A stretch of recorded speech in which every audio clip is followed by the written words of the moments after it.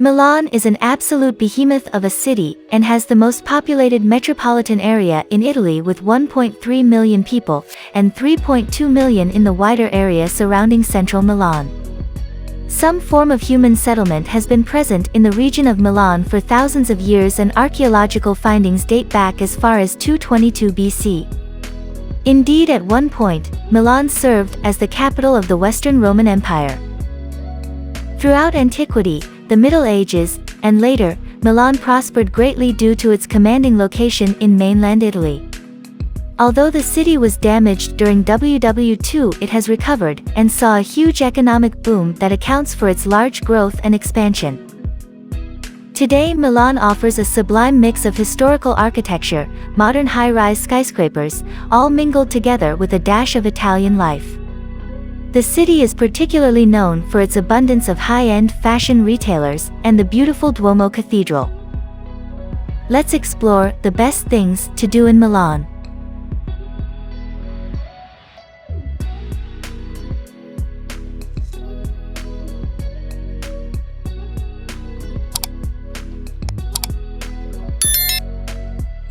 Number 1.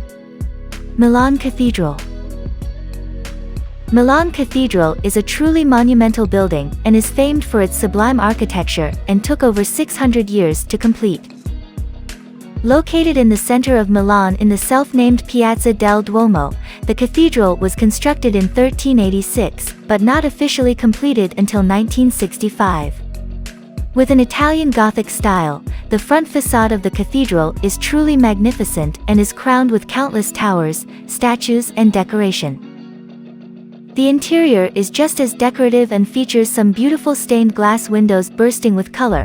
Furthermore, in between the central columns, there is a fantastic display of artwork and some finely detailed statues. Number 2. Grand Galleria, Vittorio Emanuele II. As you walk into the Grand Gallery, you might think you were stood inside the entrance hall to an opera house or palace, not a shopping mall. But this is essentially what the Galleria is, an extremely opulent and extravagant indoor shopping area. Created in 1877, it stands as one of the oldest shopping malls in the world and was designed by Giuseppe Mengoni. The cross-shaped mall is covered via 4 glass paneled arms that let in the sunlight perfectly, whilst the walls and shop fronts are decorated with ornate paneling and stucco artwork.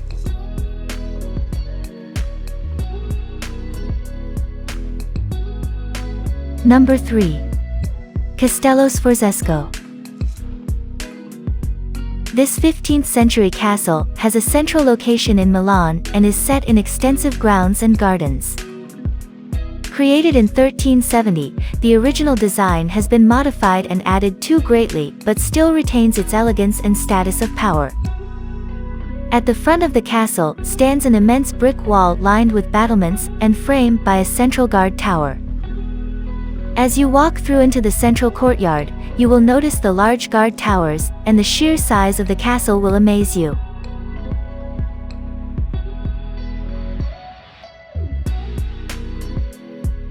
Number 4. Piazza dei Mercanti. Once the center of Milan, during the Middle Ages, the Piazza dei Mercanti was a true hub of activity and held many merchant activities and trade markets. Located in between the Piazza del Duomo and the Piazza Corduliso, this square is within walking distance of the main sites in Milan.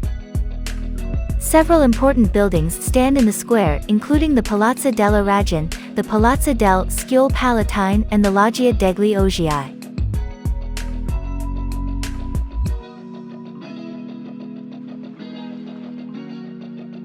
Number 5. Piazza del Duomo. As the central piazza in Milan, the Piazza del Duomo is an immense open public space that features some impressive architecture and sculptures. If you are visiting Milan, this should be your starting point. From here, you can view the wonderful Duomo and surrounding buildings.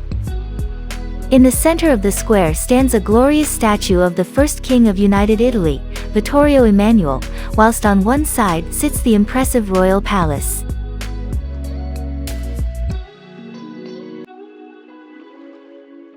Number 6. La Scala Opera. There are few buildings in the world that have hosted as many great artists as the Scala Opera.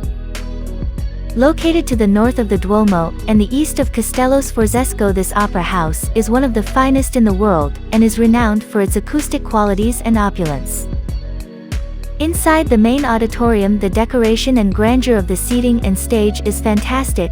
6 tiers of seating and individual boxes frame the stage in a semicircle, and the whole place is full of red velvet drapes and gold furnishings.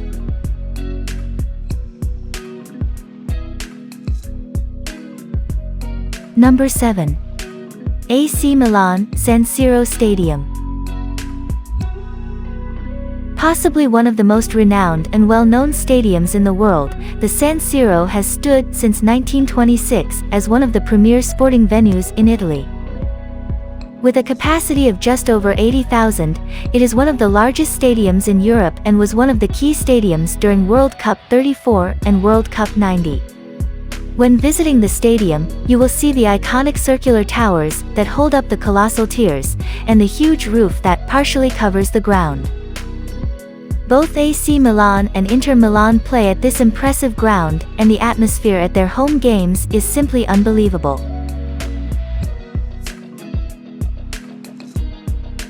Number 8. Walk down the Naviglio Grande. Not many people realize that Milan actually has 2 canals, one of which is the Naviglio Grande. This canal stretches from the Porta Ticinese to the Ticino River some 50 kilometers to the west. Constructed originally in 1177, the canal was worked on for many years and continued to expand into what it is today. The section of the canal situated within the city center is a fantastic place to walk and is lined with old buildings, plus a variety of shops and restaurants.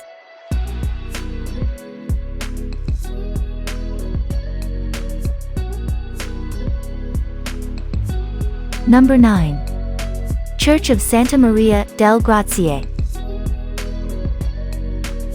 Although the exterior of this church is not one of the most renowned, it still has a certain charm and grace.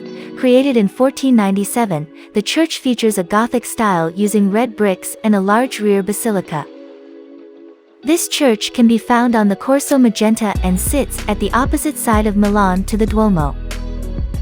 Inside the building lies one of the greatest artistic masterpieces in the world, The Last Supper by Leonardo da Vinci.